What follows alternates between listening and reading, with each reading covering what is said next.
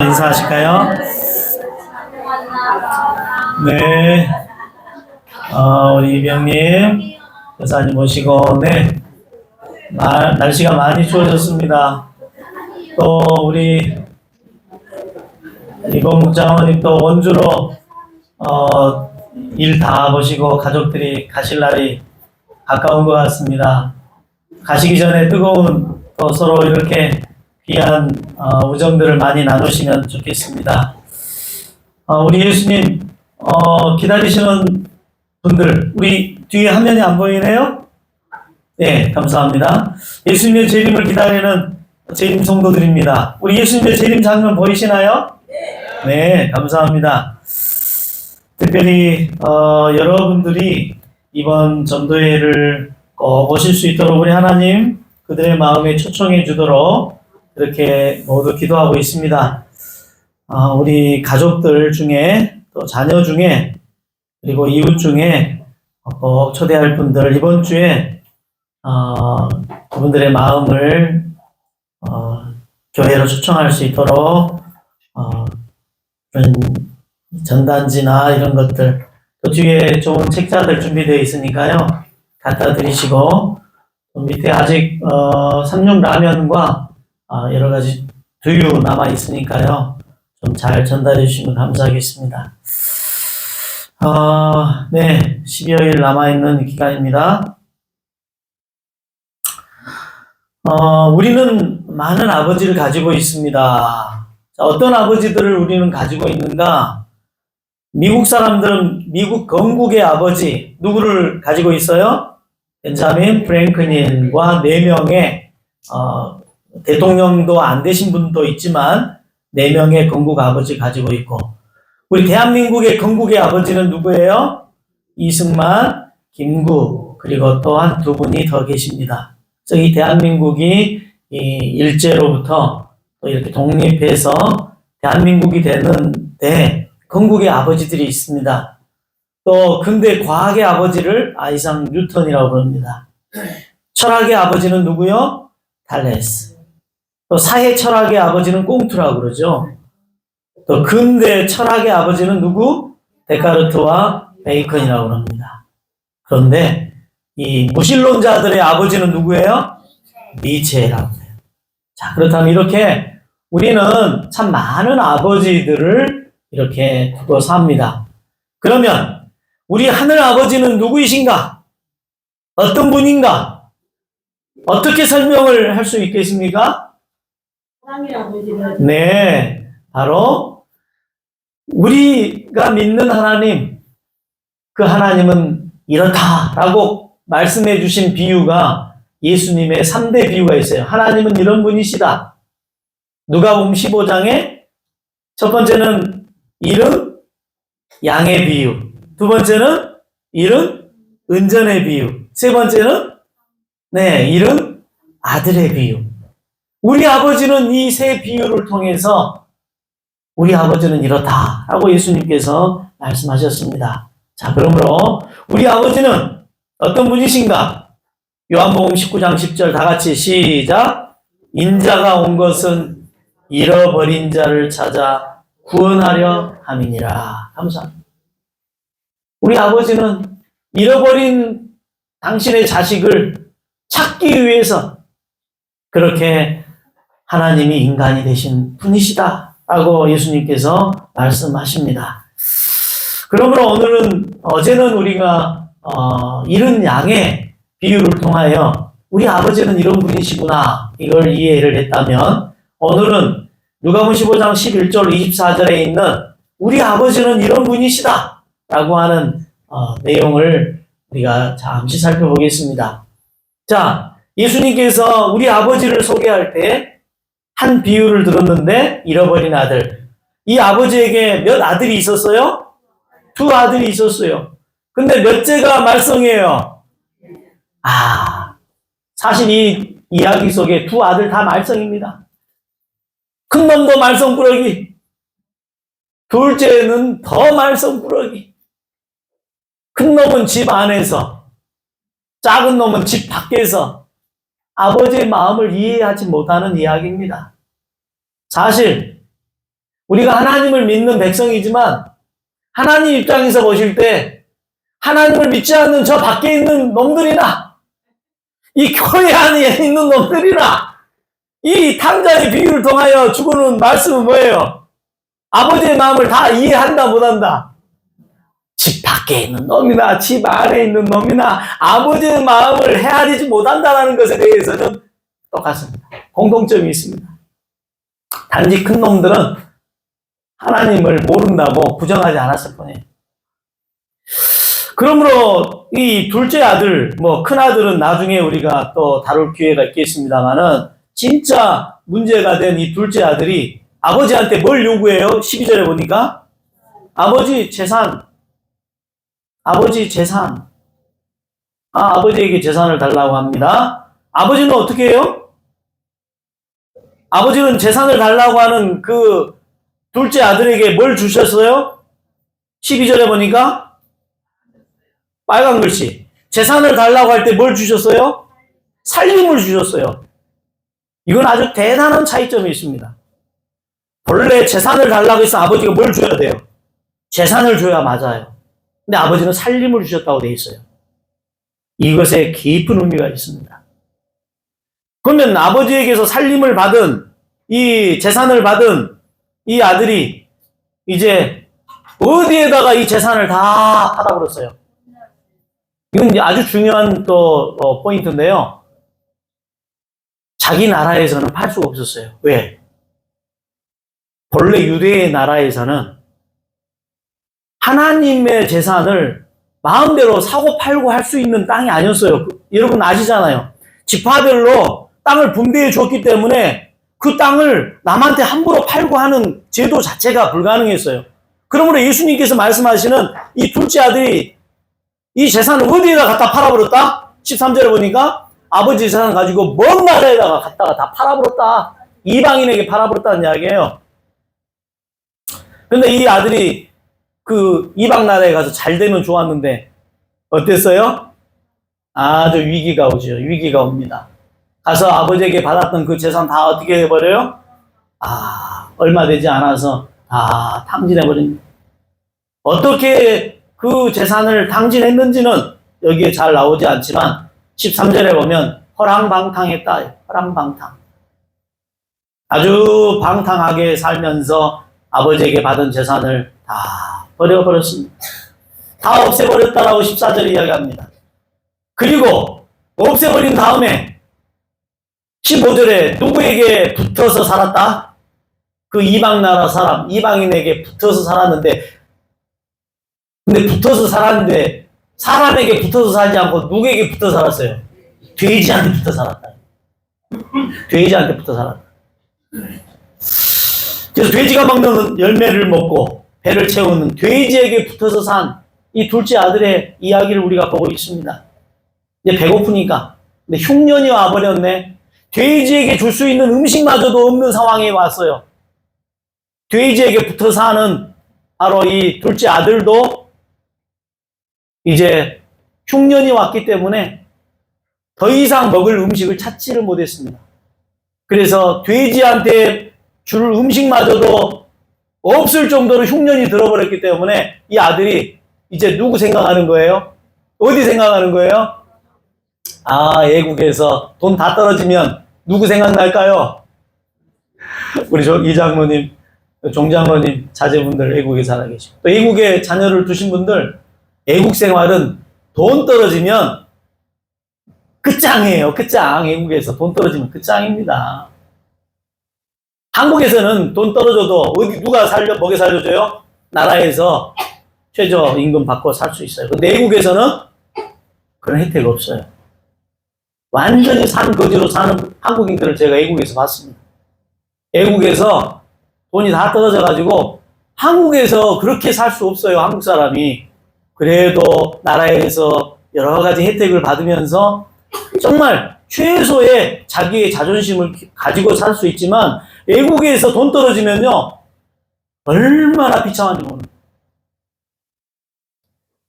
결국 아버지 그리고 아버지와 함께 살 때 풍족했던 생활을 인간이니까 떠오르게 되죠. 그래서 아버지에게로 돌아가기로 그가 결심하지요. 그리고 아버지에게 돌아와서 이제 달려가는 모습을 우리가 잘 알고 있습니다. 자, 여기에 나오는 이야기, 이 이야기를 좀 잠시 아시는 내용들을 분석해 보겠습니다.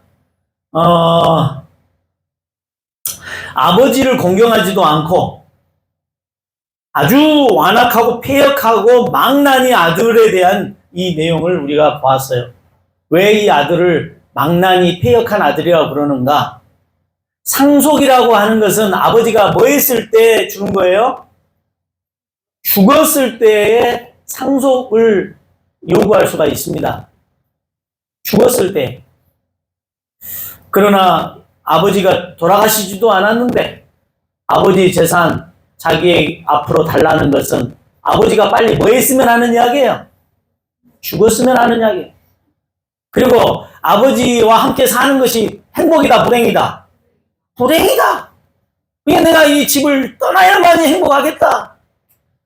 그리고 아버지의 말씀에 순종하며 사는 그런 생활 이제 지쳤다. 그래서 하나님의 십계명에 있는 내 부모를 공경하라는 이 하나님의 말씀은 이제 더 이상 먹히지도 않는 둘째 아들인 것입니다. 그래서 아버지의 이 재산을 아주 후다닥 헐값으로 이방인에게 처분합니다. 같은 동족에게는 팔 수가 없었어요. 여기에 나오는 이 아버지는 매우 유력한 분이라는 걸 알 수가 있어요. 이 둘째 아들이 이제 탕자가 집으로 돌아왔을 때 해주는 장면을 보면 아버지가 이 중류층 이상의 그런 부자라는 걸 알 수가 있어요. 아들을 위해서 뭘 잡아요? 소를 잡아요. 그 다음에 금가락지를 끼워줘요. 그리고 멋진 의복을 입혀줘요. 그런 장면을 볼 때 아버지가 그래도 그 마을에서는 유지라고 하는 사실을 알 수가 있어요. 이 아들한테 해주는 잔치, 사람들을 모아놓고 잔치를 벌리고 해주는 장면을 볼 때 아버지는 그런 유력한 마을의 어른이었지만 바로 이 아버지가 빨리 죽기를 바라는 이 아들의 모습, 아버지에게 재산을 요구하는 이런 이 가정의 분위기를 주위 사람들에게 알림으로 인하여 아버지의 명예가 또 위신이 많이 깎였다라는 사실을 알 수가 있겠습니다. 세 번째는 이 허랑방탕한 아들이라는 이 허랑방탕이라는 단어는 이런 원어인데요. 절제가 전혀 없는 아이였다 이 말이에요. 절제가 전혀 없는, 그래서 돈을 쓰는 데 있어서 수입과 지출 이런 개념 자체가 없는 아들이에요. 그냥 있으면 있는 대로 다 써버리고 그리고 그냥 하고 싶은 건 마음대로 하고 그래서 이 아예 절제 자체가 안 되는 삶을 살았다. 이 둘째 아들의 애국 생활이 그렇다는 거예요. 그래서 아버지가 준 재산 그걸 가지고 친구들에게 막 베풀고 아낄 줄 모르고 금검할 줄 모르고 그걸 계획적으로 어떻게 운영해야 될지 전혀 생각 없이 살았다. 허랑방탕한 아들이었다. 이렇게 말하고 있습니다. 특별히 이 둘째 아들은 자존심도 신앙심도 없는 아들로 바뀌어 있음을 볼 수가 있습니다. 왜 그러는가? 유대인들은, 이스라엘 백성들은 이 고기는 안 먹죠. 무슨 고기 안 먹어요? 돼지고기 안 먹습니다. 그 다음에 돼지를 안 먹을 뿐만 아니라 돼지를 칠까요? 안 칠까요? 돼지는 누구에게 치라고 했을까요? 돼지는 이방인들이 치는 것입니다. 그래서 부정한 짐승이기 때문에 만지지도 않았어요. 그런데 이 둘째 아들은 애국에 가가지고 어디에 붙어가지고 살았어요? 돼지한테 붙어서 살았단 말이에요. 그러므로 그가 가지고 있던 신념, 정체성, 신앙관을 다 버릴 수밖에 없는 그런 처지였다는 걸 알 수 있어요. 부정한 돼지와 함께 붙어서 살았으니까. 자, 이런 모습들을 우리가 좀 잠시 보면서 얼마나 참 못된 아들이고 잘못된 죄 지은 아들인지를 알 수가 있겠습니다. 자, 그러므로 우리는 여기에서 아들이 생각하는 행복이라는 것, 아버지가 생각하는 행복이라는 게 다르다라는 걸 알 수가 있어요. 자, 아들은 어떻게 하면 행복하다는 거예요? 아들은 어떻게 하면 좋겠다? 아버지 재산을 받으면 좋겠다. 그러면 행복하겠다. 라고 하는 그 행복관념이에요. 어차피 받을 거 아버지 살아계실 때 아버지 재산을 내가 받으면 행복하겠다. 라고 하는 생각이에요. 자, 우리가 아까 성경 이 내용 중에 단어에 있어서 아들이 재산을 달라 하면 아버지가 재산을 주셔야 되는데 아버지는 뭘 줬다고 돼 있어요? 살림을 줬다고 돼 있는데 원어적으로 그래요. 원어적으로 아들은 아버지 당시에 아버지 땅 부자죠? 그러니까 그 부동산 다 정리해서 제 몫을 주십시오. 당시에 과거 이 부동산이 주였으니까 농토 다 나눠가지고 받은 것입니다. 부동산을 요구했어요. 실제로 부동산을 받았습니다. 아버지에게서. 근데 아버지는 살림을 줬다고 했어요. 재산을 준 게 아니라. 아버지가 준 살림의 원어적 의미는 비오스인데 뭘 줬다는 거예요? 비오스의 뜻이 생명을 준 거예요. 생명을 준 거예요. 우리 박장어머님, 이장어머님, 종장어머님 자녀에게 평생 동안 고생하고 희생하고 노력해가지고 결국 자녀에게 상속이 됐든 증여가 됐든 줄 때에 사실 부동산을 주든지 돈을 주든지 집을 물려주든지 물려줄 거예요. 줄 수밖에 없잖아요. 우리는 죽기 때문에. 다 내려놓을 수밖에 없어요. 부모가. 그러면 준다라고 하는 것은 재산을 주는 거예요? 아니면 내 젊음과 내 삶을 주는 거예요? 뭘 주는 거예요, 실제로? 내 삶을 주는 거예요. 그것을 마련하기까지 내 청춘이, 또 내 시간이, 내 젊음이, 내 모든 수고와 땀과 피가 그 부동산 속에, 재물 속에 녹아 있는 것입니다. 근데 자식들은 그냥 부동산만 보는 거예요. 보이지 않는 아버지의 수고와 엄마의 고통과 엄마의 세월은 안 보이는 것입니다. 이 못된 아들이 그런 거예요. 아버지, 제가 받을 분기 재산을 주십시오.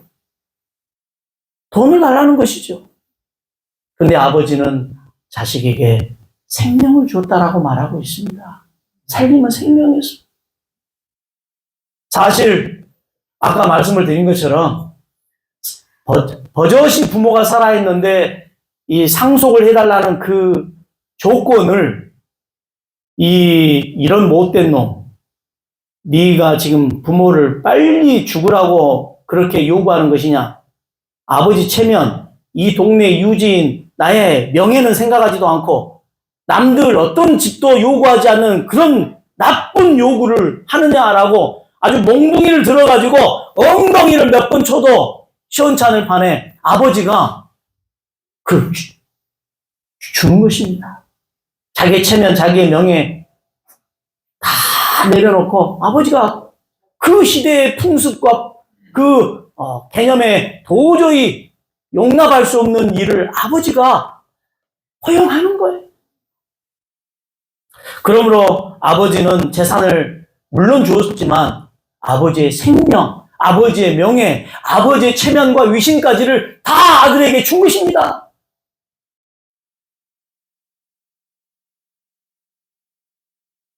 자식은 부동산, 돈, 재물을 받으면 행복하다라고 생각했습니다. 그러나 둘째 아들이 돈과 재산과 부동산을 물려받아서 행복했습니까? 자녀의 관점은 그렇게 되면 행복하겠지라고 했지만 그게 행복이 아니었습니다.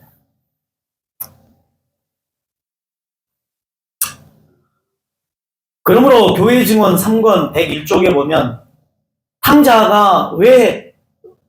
어떤 행복을 추구했는가에 관하여 이렇게 말하고 있습니다. 다 같이 읽어볼까요? 두 줄 탕자 그는 시작.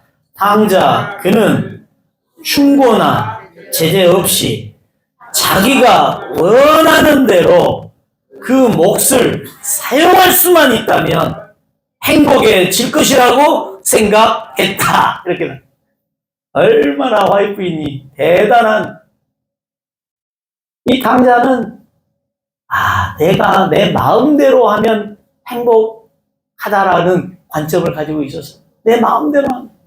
오늘 저희들은 어떻습니까? 우리들도 우리 마음대로 해야 행복하다고 생각하지 않을까요? 네.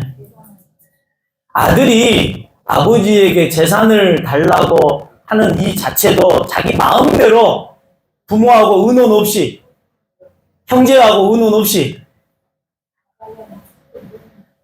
그렇게 자기 마음대로 결정하고 그렇게 망나니처럼 하는 이 아들의 그 삶의 행복 관점은, 그래, 내 마음대로 하면 행복해. 신앙도 내 마음대로, 사회생활도 내 마음대로, 취미생활도 내 마음대로, 그냥 주변 사람들 눈치 안 보고 내 마음대로 하면 행복하지. 그런데 재산을 아버지에게 달라고 할 때 그 둘째 아들은 무엇까지의 관계를 끊어버렸냐면, 영감의 글은 이렇게 이야기하고 있어요. 밑에 줄, 세 번째 줄도 같이 받을 자격이 없는데도 같이 읽을까요? 시작.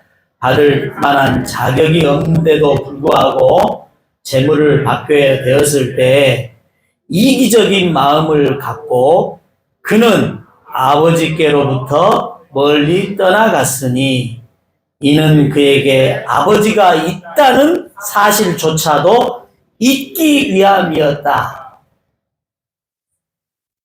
딱 재물을 아버지에게 유산을 요구하는 순간 아버지와의 관계도 딱 끊어버렸던 것입니다. 아버지와의 관계가 죽어버렸던 거예요.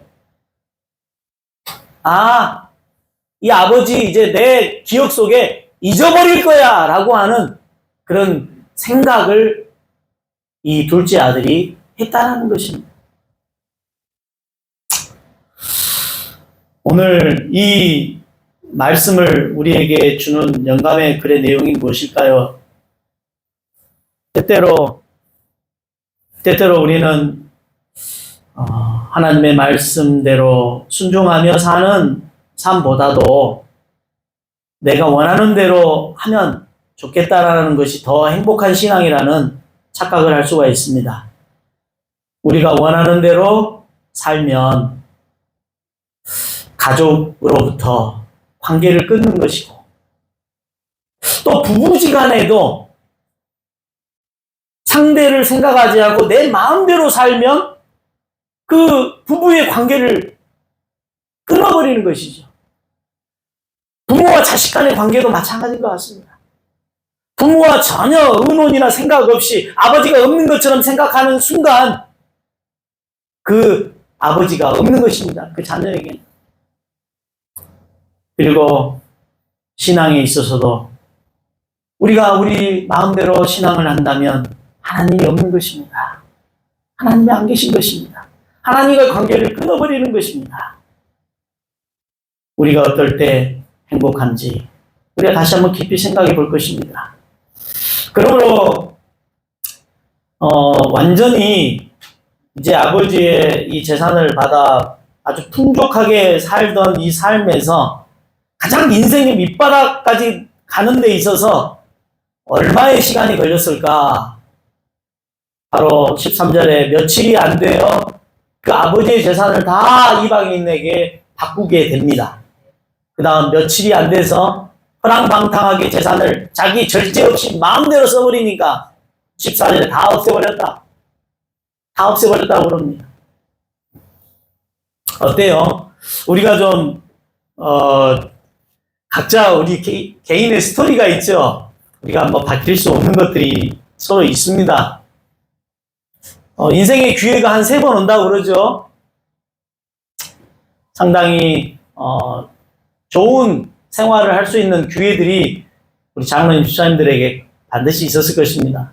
근데 그런 좋은 생활들을 좀 누리다가 그런 누리던 생활을 아주 죽을 때까지 계속 누리면 참 좋은데 어떤 계기에 갑작스럽게 우리의 삶이 밑바닥까지 떨어지는 경험을 해보신 분들이 계신지 모르겠습니다.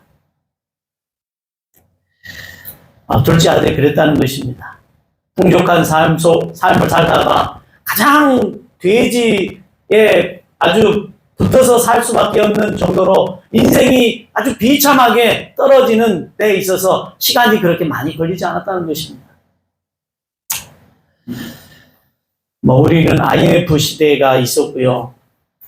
이런 최근에 코로나19 시대에 좋은 가게를 열었던 분들이 하루아침에 1, 2년 만에 바닥을 치는 분들 봅니다. 또 진짜 멋있는 레스토랑 주인이었는데요. 그 남편이 아내를 위해서 만들어준 레스토랑을 제가 알거든요. 그래서 아주 근사한 식사를 하고 거기 가서 식사하면 대접을 받는다라고 하는 아주 멋진 이 아내를 위해서 만들어준 레스토랑이 있어요. 근데 그 레스토랑이 문을 닫았대요. 이 코로나 시대에. 저는 그 식당에 가서 한번 식사 대접을 받을 때 우와, 남편이 재력가이기 때문에 아내를 위하여 이렇게 좋은 레스토랑, 아내 이름을 딱 붙여서 해줬어요. 레스토랑 이름도. 아내를 위해서 해주고 아주 사회의 저명한 인사들이 가서 아주 맛있는 아이스크림도 먹고 말이죠. 식사도 하고 이렇게 하는 그런 근사한 그런 식당이 문을 닫았다는 것입니다.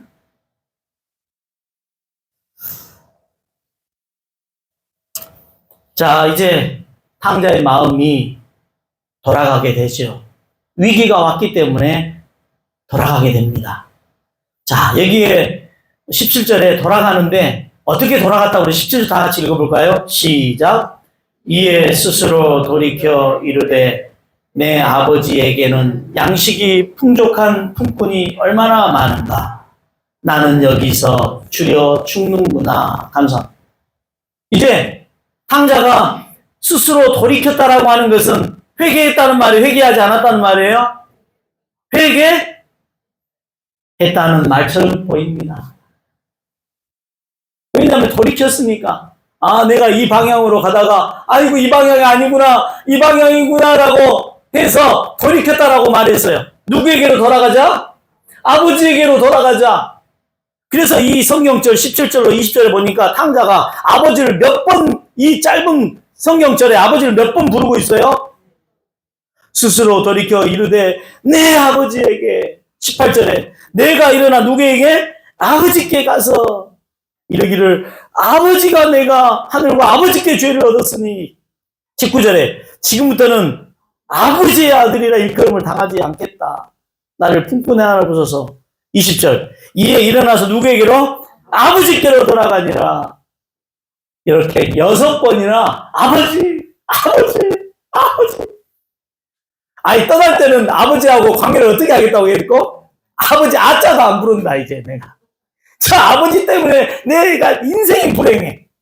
아주 참견하고 그냥 간섭하고 뭐 하려고 하면 브레이크 걸고 뭐 이렇게 아버지와의 관계가 그렇게 안 좋았기 때문에 아버지 아자도 안 불려 라고 했더니 아들이 인생의 위기가 오니까 아버지 6번이나 부릅니다. 근데 이 아들이 스스로 돌이켜 아버지에게로 돌아가는 거 좋은 일이에요, 나쁜 일이에요? 좋은 일이에요. 근데 그 좋은 일이 잘 될 때 생긴 거예요? 못 될 때 생긴 거예요? 못 될 때 생겨서 아버지에게 돌아가는 건 좀 좋은 일인데 인생에 어떤 위기가 있을 때 아버지에게 돌아가는 것이 저희 인생사인 것 같습니다. 참 우리가 뭐든지 잘 되고 내가 원하는 대로 잘 될 때 우리 하나님 찾는 분들은 참 대단한 신앙가들이죠. 그러나 대부분 다 건강의 어려움이나 또 경제적인 어려움이나 사회관계적 명예의 실추나 여러 가지 가족에 있어서 어려움이 있을 때 우리가 더 하나님을 찾게 되는 것입니다. 그러므로 때때로 불행이나 위기가 우리에게는 잘된 것입니다. 우리 하나님을 더 찾을 수 있고 이렇게 하나님을 향하여 바라볼 수 있고 돌아갈 수 있는 계기가 되기 때문에 우리 인생의 위기는 하나님의 축복이 되는 것입니다. 아멘입니까? 그렇습니다. 그러므로 좀 재산을 잃어버리거나 사기당하거나 그 다음에 또 건강에 어떤 어려움이 올 때 축복이라고 생각하시기 바랍니다. 축복이라고 생각하시기 바랍니다. 그렇습니다. 자, 근데 중요한 건 여기에 17절에 탕자가 회개한 것처럼 보여요. 스스로 돌이켜 이르되. 어제 저녁 설교로에서 잃어버린 양이 돌아갈 수 있어요, 없어요, 스스로? 스스로 돌아갈 수 없어요. 그러면 그 양이 돌아가서 그렇게 집으로 다시 돌아갈 수 있는 것은 누구의 도움으로만 돌아갈 수 있는 거예요? 목자의 도움으로만 돌아갈 수 있는 것입니다. 잃어버린 양이 회개할 수 있는 것은 목자의 도움으로만 회개할 수 있었습니다. 아멘입니까? 이 탕자의 모습에서 스스로 돌이켜 아버지에게로 돌아가는 이 장면은 회개가 아닙니다. 이것은 후회입니다. 그리고 돌이켰다라는 것은 회개가 아닙니다. 뭐냐면 이것은 지금 자기의 삶의 위기가 와가지고 먹을 것이 없는 것입니다. 배고픈 것입니다. 돈이 다 떨어진 것입니다. 그러면서 누구를 생각하는 거예요? 배고프니까? 아버지 생각하는. 그게 돌이키는 것이 회개입니까? 배고파가지고 아이고 하나님. 그때 하나님 찾는 게 회개냐 이거예요. 회개가 아닙니다. 회개처럼 보이죠. 회개로 가는 하나님의 인도하심이죠. 회개가 아닙니다. 그 배고픔을 어떻게 해결할까? 아버지한테 가면 좋겠는데. 생존을 위해서 돌이킨 것입니다. 그러므로 신물교훈 202쪽에는 우리 다 같이 읽어볼까요? 시작. 탕자는 비록 가련한 처지에 있었으나 자기 아버지의 사랑을 확신하고 소망을 갖게 된다. 그를 집으로 이끌게 한 것은 곧 아버지의 사랑이었다. 감사합니다. 자, 아버지의 사랑이 그로 하여금 이끌도록 했는데요. 자, 이것입니다. 결국 이 잃어버린 아들의 이 이야기에서 주인공은 누군가요? 잃어버린 아들이 다시 돌아왔다는 게 주인공 이야기예요. 그 잃어버린 아들을 용서한 아버지가 주인공이에요. 누가 주인공이에요? 아버지가 주인공이에요. 잃은 양의 비유에서도 주인공은 누구예요? 아버지예요. 잃은 양이 아니에요. 잃은 은전의 비유에서도 주인공이 누구예요? 잃은 은전을 찾은 그 여인이 주인공입니다. 오늘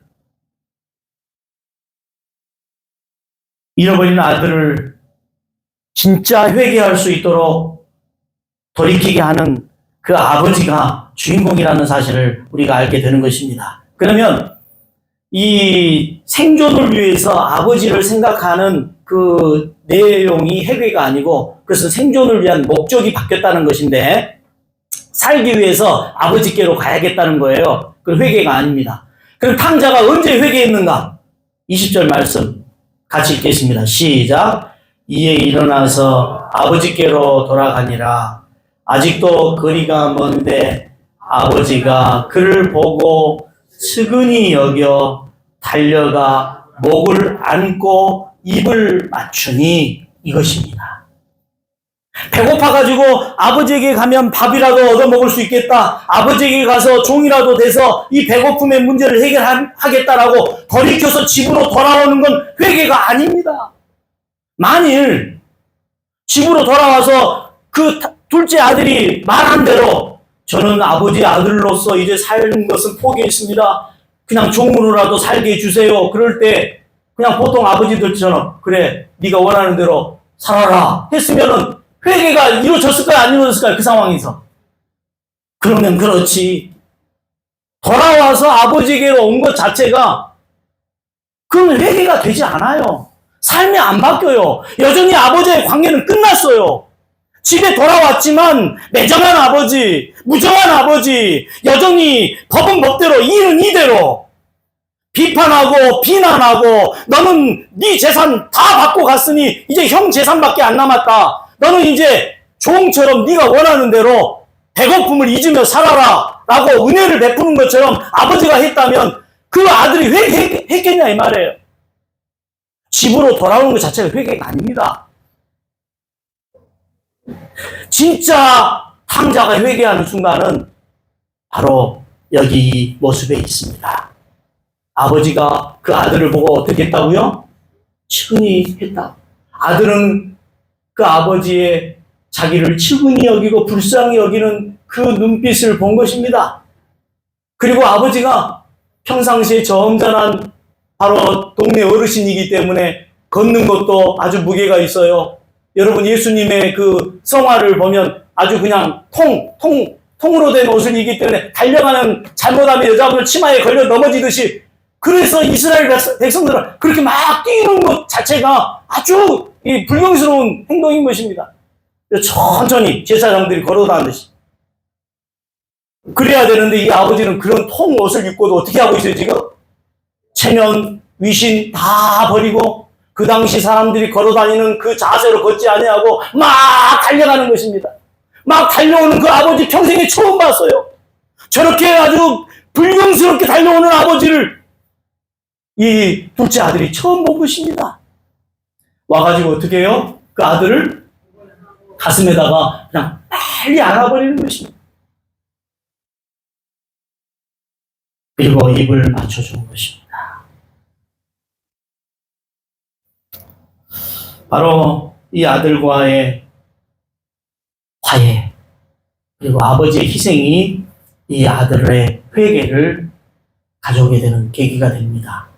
진짜 이 아들이 회개하는 순간은 바로 그 다음에 아버지가 아주 이 아들에게 좋은 옷을 갖다 입혀주고 손에 가락지를 끼워주고 새로운 신을 신기고 그 다음에 살찐 송아지를 잡고 그리고 동네 사람들을 다 불러다가 함께 음식을 먹고 24절 내 아들은 어떤 아들이었다? 죽은 아들이었다. 내 아들은 죽은 아들과 같은 입장이었다. 그러나 이제 이 아들은 다시 산 아들이 되었다. 잃었다가 다시 얻은 내 아들이다. 라고 하면서 즐거워하는 그 아버지의 그 환대와 대접과 그리고 아버지의 그 즐거워하는 모습을 보면서 그때 이 탕자가 정말 내 아버지는 나를 정말 용서했구나.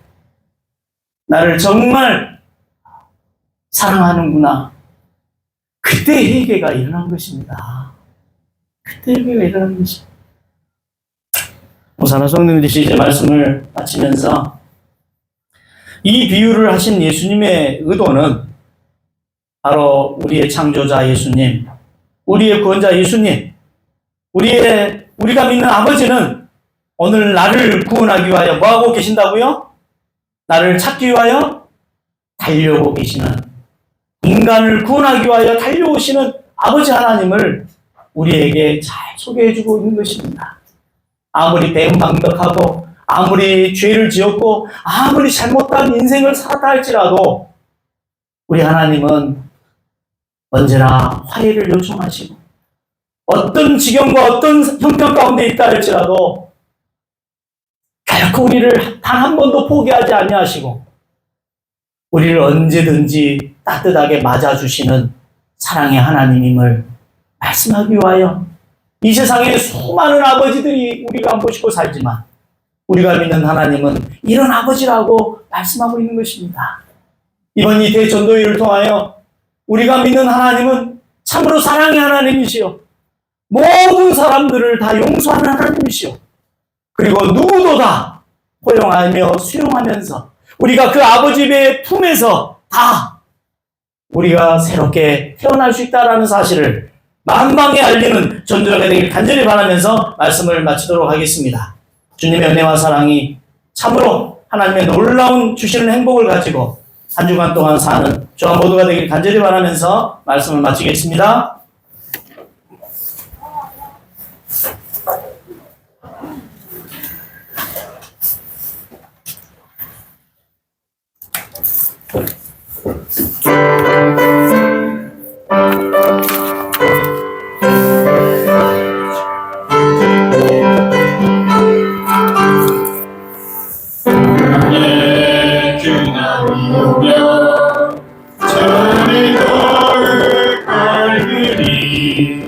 새 천사 공중에 힘차게 날아가는 그날부터 주의 주로 바치고 만왕의 왕 오실 그때까지 새 천사야 날개를 펼쳐라 새 천사여 날개를 펼쳐라 이 하늘에서 저 하늘로 새 천사여 날개를 펼쳐라 이별 솟기 전하라 영광의 그날이 오면 온 세상 모든 빛나리 영원한 복음이 담대히 외쳐지는 그날부터 주의 심판 끝나고 만주의 주 오실 그때까지 성도들과 복음을 전하라 성도들아 복음을 전하라 이 마을에서 저 마을로 성도들아 복음을 전하라 복음 속히 전하라 영광의 그날이 오면 온 천지 거룩할나니 인치는 천사의 사명이 이루어지는 그날부터 주의 백성 구하러 영광의 왕 오실 그때까지 남은 자여 창조주 전하라 남은 자여 창조주 전하라 이 나라에서 저 나라로 남은 자여 창조주 전하라 기별 속히 전하라 우리를 너무 사랑하셔서 잃어버린 인류를 찾기 위하여 신속히 달려오신 아버지 하나님 감사합니다. 체면도 위신도 명예도 다 내려놓으시고 하나님의 보좌까지도 다 버리시고 인간이 되신 예수님을 주셔서 감사합니다. 아멘. 우리가 오늘 또 새롭게 변화되고 회개할 수 있는 것은 결코 스스로 회개할 수 없음을 고백하는 저희들입니다. 오직 하나님의 목에 걸려서 주님이 우리를 어깨에 메고 결국 돌아갈 수 있는 존재라는 사실을 인정하오니 예수님과 함께 동행하는 삶을 살기로 선택한 저희들에게 회개의 기쁨 그리고 하나님이 준비한 잔치에 들어가는 축복을 누리는 저희들 되게 하여 주시옵소서. 이 안식일 우리가 주인이 아니요 예수님이 주인임을 다시 한번 고백하오니 잃어버린 우리를 찾아주신 주님께 감사와 영광을 돌리는 안식일 되게 하여 주옵소서. 아멘. 특별히 이제 새로운 집을 마련하신 우리 종장모님 가정을 축복하사 바로 새로운 저택이 많은 사람들, 배고픈 사람들 그리고 힘든 사람들의 안식처가 되게 하시고 영혼을 구원하는 귀한 처소가 되도록 축복하옵소서. 아멘. 오늘 감사 예배를 드리는 모든 절차와 성도들의 축하를 마음껏 받되 오직 하나님께 예수님께 영광 돌리는 감사 예배가 되도록 축복하옵소서. 아멘. 우리 집사님들 추운 날씨에 강건하게 하시고 우리 장로님들 하시는 일과 사업마다 우리 주님의 크신 은혜와 은총이 함께해 주옵소서. 아멘. 또 오랫동안 함께 머물다 이제 다시 또 귀가하신 우리 이범묵 장로님 가정 또 원주에서의 삶을 주께서 잘 인도하여 주시고 다시 만날 때에는 건강한 모습으로 뵙도록 축복하옵소서. 아멘. 주의 놀라운 은혜와 사랑을 참으로 감사하옵고 예수 그리스도 이름으로 간절히 축원하옵나이다. 아멘.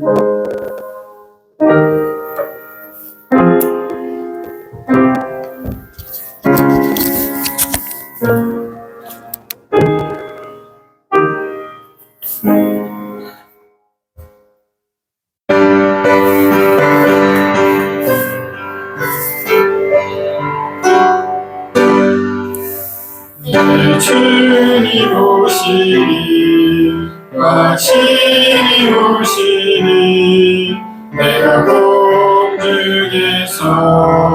주를 만나겠네. 내 구주 예수 아침이 오시네.